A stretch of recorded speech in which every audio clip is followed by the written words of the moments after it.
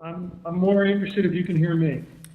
We can hear you just fine. Thank you very much for joining us today, and thank you for your flexibility about the schedule. I'm Janie Falk. I'm the Dean of Engineering at Nanyang Technological University, and as you know, we have members here in the audience of the 7 universities of global tech and colleagues that include finance people, education technology people, platform people, engineering educators, a variety of people in the room, and they're looking forward to hearing what you have to say. So thank you. Great. No, I'm happy to be able to present. I'm sorry I'm not there. It sounded like you guys were having a good, lively break. But I appreciate having a chance to talk with you today from Cambridge. Basically, the format I'm going to do is give you a walkthrough of where we are with edX after year 1, or just a little bit more than year 1. I'd love to be able to have some time for questions and answers following that. I'm actually my current role is VP for what we call external affairs, so I deal with a variety of partnerships and business development, presentations such as this. I should say at the outset, I'm not an engineer, nor was trained as one, but I've been in e-learning, digital education for about 20 years, and have had many roles here in helping build courses, also build partnerships, and work with a variety of universities who have come on board with us. So I may deflect some of your more complicated software and engineering questions, but I'll do the best I can, and happy to have a chance to talk with you today. So one of the ways, and I'll rely on Ray to give me a sense if you can hear me or not hear me, but one of the ways that we started thinking about edX was to imagine if we had magically transported a surgeon from the mid-19th century to any medical facility there in Pasadena or even out here to today's operating rooms, that doctor, and it would be a he would have really no idea what to do, given the vast transformation in technology and practices and science and knowledge of human anatomy that we have now compared to more than 100 years ago. But if we unfortunately took that same time machine and went from a classroom to a classroom today, we'd see a striking similarity. This is a typical campus.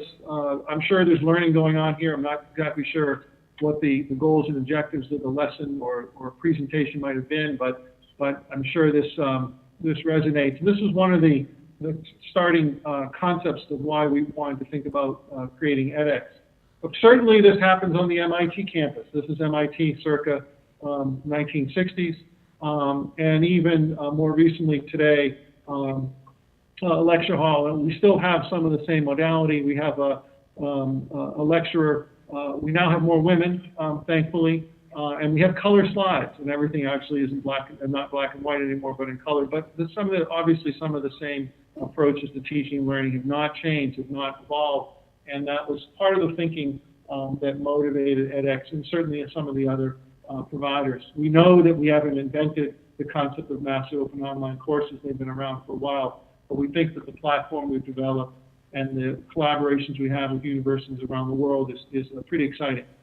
My colleague, Piotr Mitros, who's one of our chief scientists, shared this photo, and this is a lecture. I think it's a mathematician lecture at Obafemi Awolu University of Nigeria. And we think about this photo a lot, just because there's rapt attention here. The folks are trying to get something, but what's happening in those outer rows? And certainly, as we've seen with some of our courses, our early courses, the enrollment from the developing world nations has been staggering. And there's a hunger, there's a thirst for best of breed, high quality, world-class education. We want to be able to provide that. Where are we now? We like to think of this in terms of classic technology triggers. And it's hard to know where we are. I think whether we're still sort of on this upward slope. Are we at the peak of inflated expectations? Perhaps, we don't know. We're certainly, we're not in the trough of disillusionment. Maybe we're heading down, maybe we're not. But we know we've not quite hit our total plateau productivity yet. But this is just a function of what's gone on for this first year of our existence. And it's been exciting. Certainly we've learned a lot and continue to learn. I also want to put this in context, though, that, you know, this is something that we've seen before. Those of us who have taught with online technology and online education for years have seen some of the same patterns around video lectures, OCW, Open Learn, iTunes U, and here we are on the hype scale looking at MOOC. So we're very reflective and think about the trajectory, the development of edX in the context of these other, what's come before us, I guess, so to speak. This has been widely published. We look at this and sometimes we scratch our heads and try and make sense of this. Obviously, the major players and many of the other providers of the university, and trying to make sense of this map of how all of this is fitting together. And I think this is more like a beating heart and changing day in and day out. But we found this quite useful, also a little amusing. Let's get to our vision. What is edX? You know, there's certainly a lot of press and ink being printed about us, but what I want to do is come back to a very simple vision that we have. Anant Agarwal, who's our CEO and founder and president, and a number of us put this together. It's simply to expand access. I just like focusing on those first two words, expanding access to education for students worldwide, with a focus obviously through online learning, but our parallel focus is also reinventing campus education and this concept of blended models. And I know it's something that many of you at your institutions are interested in or pioneering and doing work in, but our vision really is about access. And we're both looking online and obviously looking at the on-campus components to what's happening. And we think the blended models in many ways are where some of the most exciting work is going to happen. We'll talk about sort of four key pillars, four key concepts of what edX is, and go through these. This is a screen grab. We've recently launched a new site, and we've recently obviously added a number of new institutions from around the world, and this represents our latest count of 27 institutional partners. There are a number of other not-for-profits, international NGOs, for-profit companies who have also begun early-stage partnerships with us, but it's quite exciting. Our four core concepts, and I'll go through each one. We're very excited this week and into next week to be realizing the goal of creating an open source platform. I'll talk a little bit more about that in a few minutes, about what that means and what implications that has for this MOOC ecosystem. We are a portal. We think of ourselves as a portal for learning, and so these institutions who come on board with us, in effect, create Wellesley X or Davidson X, Rice X. We tease them because it sounds a little bit like something you'd have in the morning, but the X concept is simply a portal for their institutions to deliver their courses through our platform and services. Thirdly, we're very much focused on pedagogy and pedagogical research that's based upon a big data approach. And this is, again, familiar turf, I think, for many of you, but we're deeply committed with our university partners to try and understand more about what can we learn from the clickstream, the massive amount of data that we're collecting on our courses, the combination of which videos in relationship to which assessments, in relationship to which readings and e-texts are resulting in maximum efficiency for students coming through our courses. Anant, who was many of you I think know and have been colleagues with before, a tenured electrical engineering professor at MIT, openly admits he had never read or thought much about pedagogy, never read much pedagogical research or educational research until this year and last year. And it's now very much a focus of what we want to do going forward. Finally, production. You know, we're very focused on ensuring that the production of our courses in partnership with our university partners and our commercial partners maintains a quality level that is really driven around the ways in which people can learn. And so there's a heavy emphasis we have on deploying some of the greatest and latest concepts of instructional design, trying to take advantage of what's come before us, but also trying to focus on the ways in which our faculty and partners produce the courses, attending to every little detail we think is very important. But most importantly, we are a not-for-profit.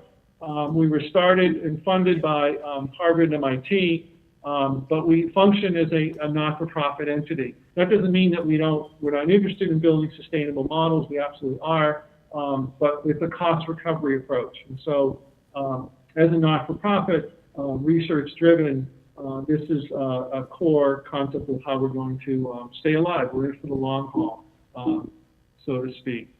I want to talk a little bit about the open source approach and why this is important to us.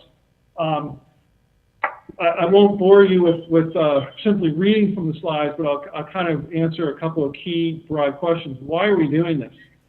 There's a core mission about democratizing access to education that we firmly believe in. This is a big decision for our partners and for us as at edX. But we believe that this will leverage that global community of developers. And so the recent press sometimes refer to this as this Linux for learning, the idea that all of us is smarter than just one of us, and that the concept that as we deliver this open source code, this open source platform, it'll create a real community of people developing best-in-class e-learning solutions. Some could be for-profit, some could be not-for-profit, but that's our goal, is to put this code out there. The collaborators, the open source collaborators, all of the edX consortium members are actively contributing to that code. There will be a fair amount of information put out through the standard open source, repositories. There is right now a GitHub repo that describes some of this, and I have that URL up there, but we can send that out afterwards. Stanford has been key, obviously, in their help with us, and their assistance in helping us make use of the Class2Go platform. UC Berkeley obviously was a really core partner in helping us move in this direction. And just as an example of how this is playing out, many of our university partners are going down the road looking at licensing under Creative Commons license, the most prominent being Delft University of Technology.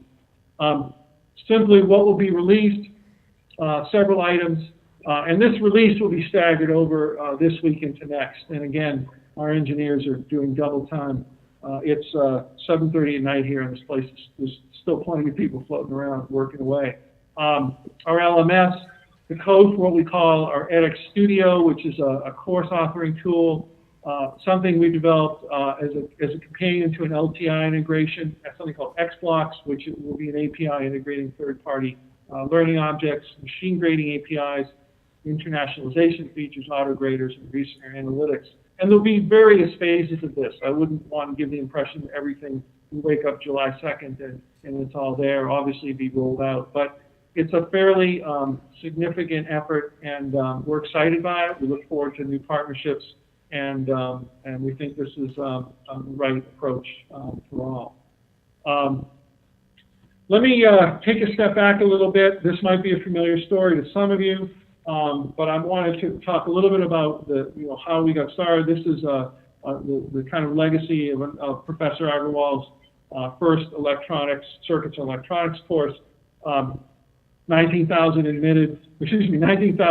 applications to MIT. Commencement, I think, is next week, and 1,500 being admitted.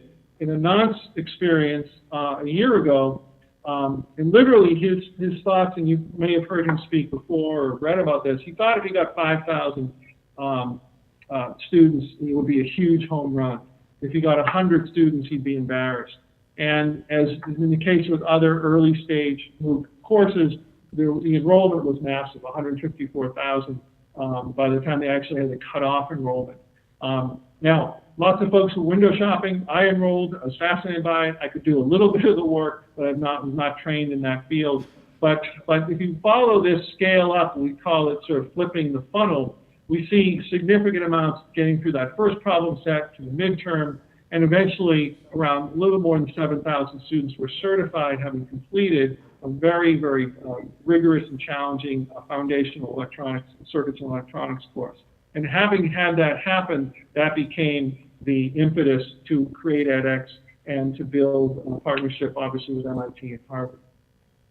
I want to dive a little bit more deeply into what we call the anatomy of an edX course. And this is, usually I ask people if people have enrolled or seen our courses. Don't show your hands because I can't see any of you. But I want to walk through some of the components of what we've built into our courseware. This is a simple screen grab. We have at the top a standard navigation bar, standard tabs. But then what we do is basically divide our courses by weeks, although faculty can really call those sections whatever they like. Some of our faculty have called them hours. Some of them call them sections or components. Within those weeks on the side, those can then be subdivided even further into particular lectures. This ribbon at the top, or what we call a learning sequence, in this case, we're seeing a learning sequence composed of 4 short videos. In this case, this is a UC Berkeley course, quantum mechanics, quantum computation, that I think just wrapped up recently. And the video player is a fairly straightforward YouTube, soon to be an HTML5 video player with various features.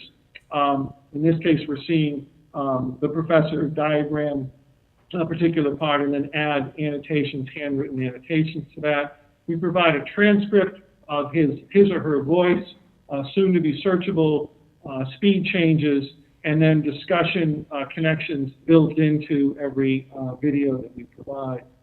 There's a discussion board that's fairly live, and actually with the help from the Class2Go code, we'll be upgrading this. But this is a simple example where comments can be upvoted, they can be shared, quoted, annotated, and we found that this is an area where we've been able to see tremendous collaboration among the students. I want to go forward a little bit and talk about some of our core ideas. I have a series of quotes from great foundational educational researchers such as Benjamin Franklin. Tell me I forget it, teach me and I remember, and involve me I learn. But the point here is that we're really looking back at a variety of different educational research and trying to learn from that and connect it to what we're trying to do now with the development of our courseware and our interactive courses. The concept of interactivity we have found has been well researched that really promotes an engagement. And these are not simply just talking head YouTubes with multiple choice questions. Here's a clip from Anand's course. I think you should be able to hear this. So you see this amazing thing happening? And the key is that the stable point is when V plus equals V minus. Okay, it's not exactly equal. Okay, it's more or less equal to each other. Okay, V plus more or less equal to V minus. Now, the build on this particular slide was a simple diagram, an electrical circuit diagram. But we have found, and did A/B testing on this, is as we added, as Anand provided that voiceover and the actual motion of seeing a hand script or handwriting annotate that slide, this particular part of his lecture had very strong retention, and people watched these entire things. Sometimes we've been able to see videos where there's not as much feedback, or excuse me, not as much interactivity or voiceover or evidence that there's actually a person behind that. They tend to fast forward or miss altogether. The core part of what we've done with our platform is to focus on instantaneous feedback. So our platform is a machine learning environment, obviously, with a wide range of assessments that are both numeric responses and formula responses, now open responses. But the concept of rapid feedback was what we wanted to achieve. And obviously, we're looking back at the research and saying that the rapid feedback obviously is a strong indicator and strong motivator for improved student achievement. In this case, we're going to watch how equations are actually rendered and how students can actually enter in their responses and get an immediate response. So here, it's simple rendering below. This is a part of the circuits electronics course. And we were able to, once we enter the equations and check it, we can get the immediate response. Now, these green checks, we did not anticipate were going to have much value, but we've actually found that the the simple positive reinforcement of a green check has become somewhat of a cult symbol. And people have around the world have said, you know, I really appreciate that instantaneous response. We're now looking at what we call targeted feedback, the ways in which, let me hit pause on this one, sorry. What's targeted feedback in which we're actually providing for incorrect answers, suggestions of where students might have gone wrong, and that's just simply built off of rubric. Let me go forward because I'm trying to be conscious of time here, and I want to leave time for some questions and answers. So I'm going to show you some other examples of what we've been able to create. Again, this is a formula equation, a similar example to what we saw earlier. The student comes in, is trying to balance an equation, is entering a rendered text, goes to check it, and then we'll see the mistakes they might have made. So they're, you know, right away they're able to go back in and remediate. And again, in some cases, we're providing the targeted feedback for suggested hints. So again, following what I had said earlier, here's an example of several problem sets in a sequence, and there's a lot of flexibility to the platform for faculty to be able to alternate between videos and assessments fairly easily.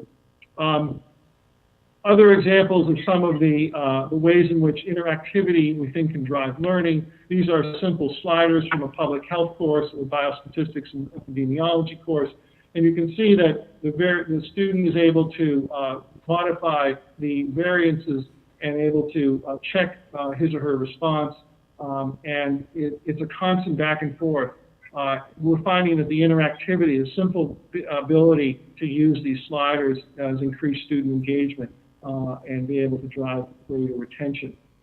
Couple of other points, and this echoes, this is a recent study, April 2013, and the concept here, I know you can read it yourself, but I'll kind of cut to the chase.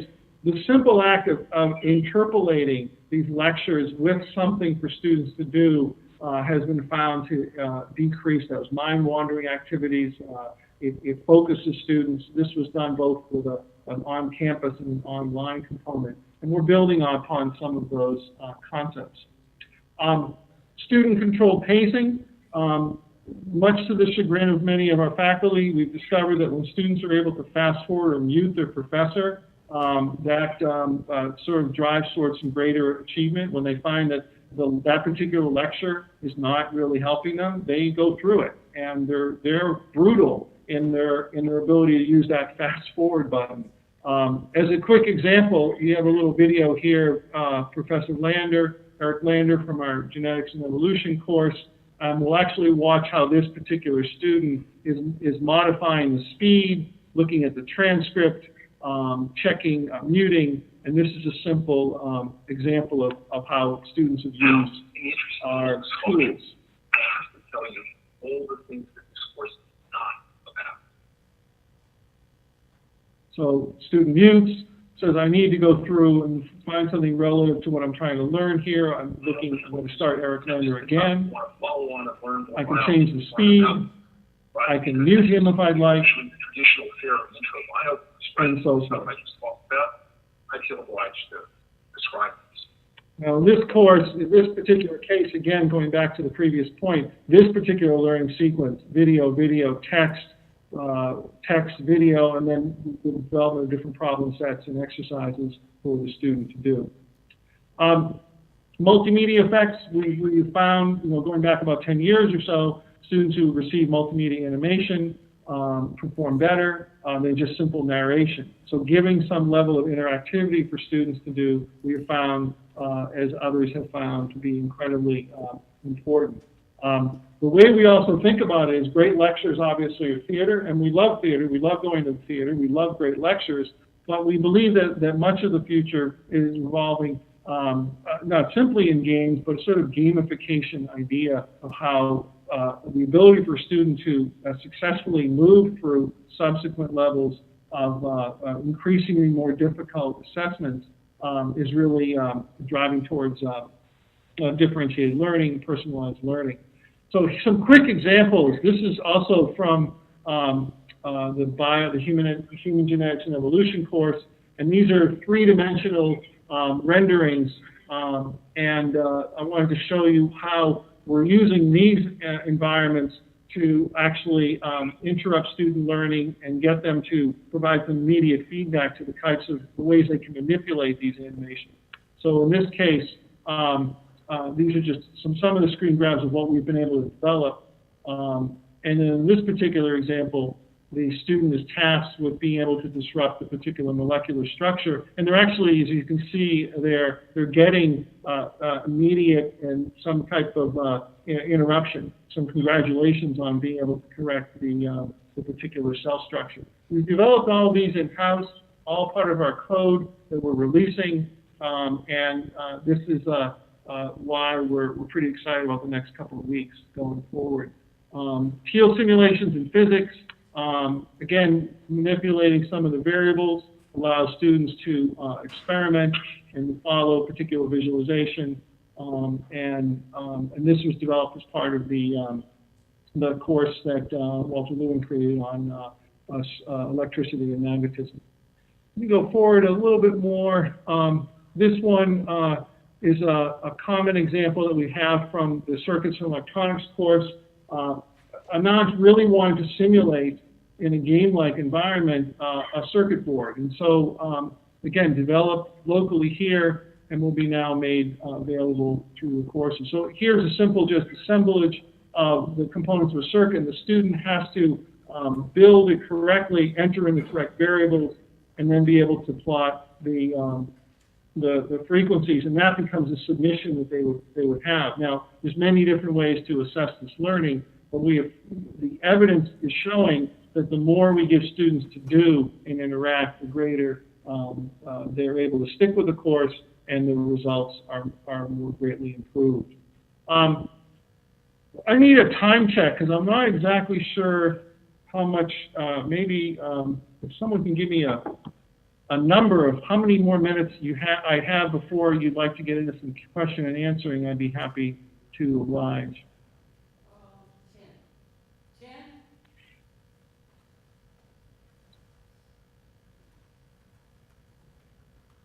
Couldn't quite hear you. Maybe 10 more minutes and then questions? Okay, great. Sure. Happy to do that. One of the things we've been very interested in developing is how to deal with open response questions. As we delve more into social sciences and humanities, but even in some of our chemistry courses, faculty have asked for the need to veer off from simple multiple choice or fill in the blank. So we have assembled quite a team here, and they've taken on this task of figuring out a way to build open response assessments using a machine learning environment. It's a little hard to see this, but I'll walk you through some of this and talk about what the rationale has been. Very simply, we're trying to combine a machine learning environment for open response with student self-assessment. And the point there, the goal there is to identify the outliers that might result when a machine learning environment is inconsistent with what a student might think is a fairly accurate self-assessment. So let me back up for a second. In terms of how we've built the initial machine learning part of the open assessment, in a particular, in a sample social science course, for example, in an economics class, the faculty is asked to grade a sample of around 120 essays. And that builds the rubric and the algorithms by which the machine learning environment will then grade against. And that creates basically the standards. The more essays that exist, the more we can continue to calibrate against that rubric. But what we have found is the need to try and blend that with the opportunity for some students to self-assess, to basically say, here's where I think I've gotten something correct or wrong, and then have the machine learning results be done in conjunction with that. So self-assessment allows students obviously to provide some reflective analysis based upon a rubric. It creates a baseline. And what our research has shown is that students who are given that opportunity take it quite seriously and oftentimes grade themselves on a more difficult scale. These are usually 1 through 5 or 1 through 3. points than the machine or than their instructor. So the self-assessment is one sort of leg of the stool here. The machine learning assessment, the ML side of this, would then automatically grade the students in comparison to how they might have self-assessed. We've also developed a peer assessment tool that is an optional for faculty to use as well. And here the challenge is to make sure that the peer assessors are also constantly calibrated against what the machine learning environment is able to do. And it allows for some flagging of inappropriate submissions and so forth. But it's really, what we think our approach is, it's really based around a combination of responses that are embedded with a machine learning open assessment. So let me just quickly show you an example here of how this plays out. So this is a prototype that we've been testing locally with some MIT students and had very successful results where students have felt like that was actually quite accurate compared to the faculty. But here there's a problem, some data, and then a very simple, after reading this particular, the question is, what would you need in order to replicate this particular experiment and provide 3 pieces of information. So what we'll see happen is a student will submit this. We've speeded this up to imitate. This is their text. They would submit that, and then we'll ask them to do a self-assessment. That self-assessment is then analyzed in conjunction with the existing rubric that faculty person originally created. And this is a simple, matter of seconds for the machine to be able to come back and provide that correct response. The cool or exciting part of this, cool not being a very technical term, but we're excited by it, is that this has been working on a fairly large scale. And so if we don't imagine, and there was a fair amount of coverage about this, maybe miscoverage, we don't imagine that open responses will replace faculty grading, particularly in the humanities, but it could be something that can be used in conjunction, particularly in on-campus courses. Certainly in a massive open online course of 20 or 30,000 students, this is an option. This would be a way for students to provide some open responses to some questions that are not a simple multiple choice or fill in the blank. Let me talk a little bit about what we've learned and talk about some research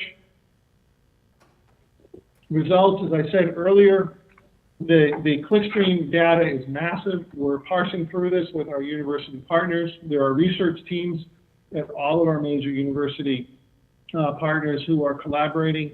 This is a simple slice of some data from early on from David Pritchard here at MIT, and what he was looking at was the red indicates the total number of students in a course, the blue indicates the students who were able to successfully receive a certificate. And what we're looking at actually is the difference between, this is amount of time spent on textbooks. We see, a fairly typical curve here, and even among the students who were successful, it's edging a little bit towards the higher end. But we found, this is very interesting, that the more intensive use, multiple use, subsequent use over and over again in the videos was by that cohort, and there the difference is almost 22 hours over the length of the course. The students who were successful just simply spent a lot more time going back over videos than students who either didn't complete the course for a variety of reasons or were unsuccessful. And the most significant one, the 33-hour difference, was on the assessments. So quite clearly, students who spent more time in completing a larger number of assessments over and over again were more successful. It's a fairly intuitive, you would imagine this is the case, but now we have the data stream to be able to go back to faculty and say, it's not simply one pattern of use over another, it's the combination of them. So how do we use books, videos, assessments in conjunction with each other? So here's an analysis of 3 different milestones in the course: a homework, a midterm, and a final. The thicker the line indicates the greater amount of numbers of times someone accessed something. So we see here in the standard homework, most of what they're doing is looking at discussion. What is everyone else thinking about this here? They're going back to some of the lecture video. But by the time it gets to the midterm and actually the final, we're seeing a much greater use of the book, of some of the video lectures, And even in the final exam, we're having students go back and examining some of the critical pages. And by book, I mean these are e-texts that are embedded into the course itself. This is just a quick slice of how we're trying to look at the data stream and ask the questions. It's not so much which answers were correct or which students received which correct answers, but what combination of the materials allowed them to receive those or enable them to receive those correct answers. Finally, I want to talk about a case. I mean, maybe this is familiar turf for some of you, but it's back in your home state, or for some of your home state, a quick flyover of our blended course experiment with San Jose State. Quite simply, we wanted to see what would happen in conjunction with the San Jose State electrical engineering faculty. What would happen if students with faculty used a blended approach? And so outside of a class, they consume the MITx circuits and electronics video lectures, the interactive exercises, the simulations, and then in class, there was a more a problem-based, inquiry-based approach with the instructor and TAs. So the initial results were quite interesting. We saw an increase of almost 6% on the midterm and almost 10% higher on the midterm too. But as been widely reported, what we saw happen is the course retake dropped from 41% to 9%. Now, there's a lot of factors here, but this is what has excited us and the San Jose State folks and others in California around trying to understand, well, what's going on here in a blended environment. The intent is not at all, and I think this has been borne out by many of the San Jose State engineering faculty really welcome this. They were very much part and parcel partners in us in trying to understand how should they approach a blended classroom environment. And so this is just one corner of the research agenda that we're following, but it's early stage information, early stage results, and now it's promising enough for us to go further with the idea of what would these blended courses look like. So I'm going to wrap. I'm going to stop here. I'd love to, when you ask your questions, if I could just tell me who you are and maybe make sure I hear the question, because I know it's a little hard. I don't know, maybe there's no one there in the room and you guys all went out for dinner, but I hope not. I'm happy to answer questions as they might come up. Thank you, Howard. We really appreciate the time that you've spent with us. Now, we're going to ask that anyone who has a question come to the microphone. The microphone is here in the laptop. Great. And I don't know how many questions we're going to get, Howard, but does someone have a question?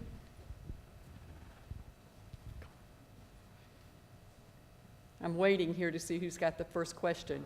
Conspiracy of silence? Yeah, exactly. I guess your talk was really complete, really complete. Now, what do you do with all that data with respect to what an individual faculty member receives?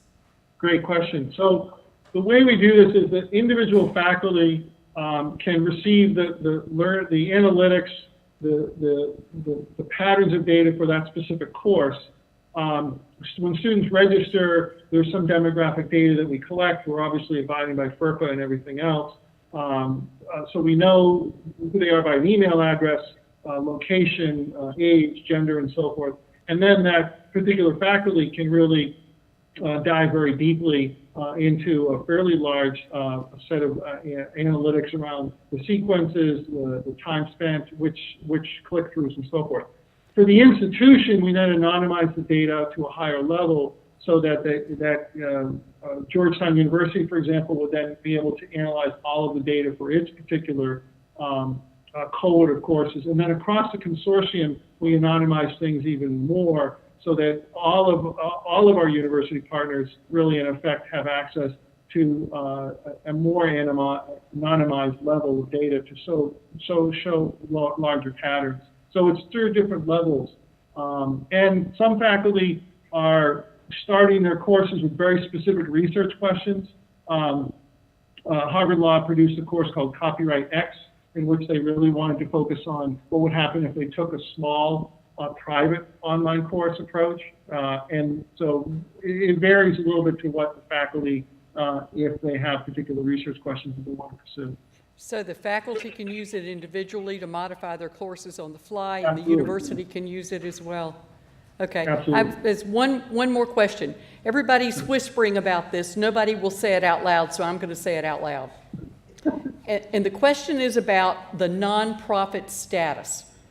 Yes. And we wonder, I mean, several of us sit around and we can identify any number of ways this could turn into income-producing streams for the hosting universities. Is that something that's discussed, or could you reveal it if it were discussed? Oh, sure. No, when we build a contract, a relationship with a particular university, there's really two pathways that the university can go down. One is what we call a self-service model, in which the vast preponderance of the course development happens at that university. The other end of the spectrum is where edX will provide a much more enhanced level of service. Depending upon which part of that spectrum you go down, there's a revenue share, there's an initial cost per course, but this is early stage, and we're mapping out several different ways in which we think there'll be revenue for these courses. Those can include very course-specific revenue, enhanced certificates, proctored certificates, credit, that's certainly being discussed, and the ACE, I know Kathy Sandine is there, and there's an analysis and review of some of our courses, as they've done with some of the Coursera courses. We think there's opportunities for revenue and enhanced access to graduate students or faculty, employee referrals. So we do ask that participating institutions contribute to the platform, whether it's in development or financially, to help this thing survive. So for us, it's really a cost recovery model. The nonprofit, and I'm glad you asked the question. You guys shouldn't whisper, shout it out if you really want to know.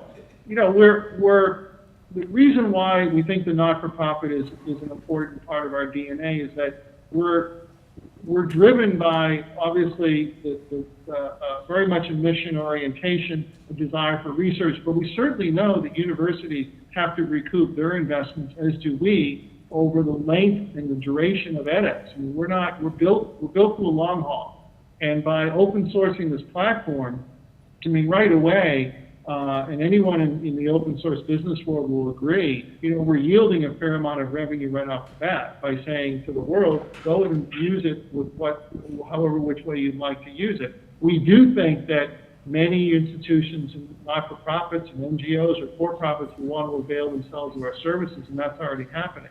But at the end of the day, we want to drive revenue back to our partners. We want to drive it back to our own operations so we can continue to figure out how to deliver the best courses. And to us, that's a fairly, a non-joke that we're a not-for-profit startup. But we are a startup. We're certainly trying to feel our way through this. But that's been our approach. And that's not to say it's the only approach out there. We know there's other ways to do this, but that's how we've started to do it. Well, we appreciate your answer. And once again, we appreciate your time, and we thank you for what you have shared with us at this moment. Thank you again. And, the folks there have my contact info. Any questions, send me an email. Appreciate your time. Good luck. Thank you. Thank you very much. Thank you.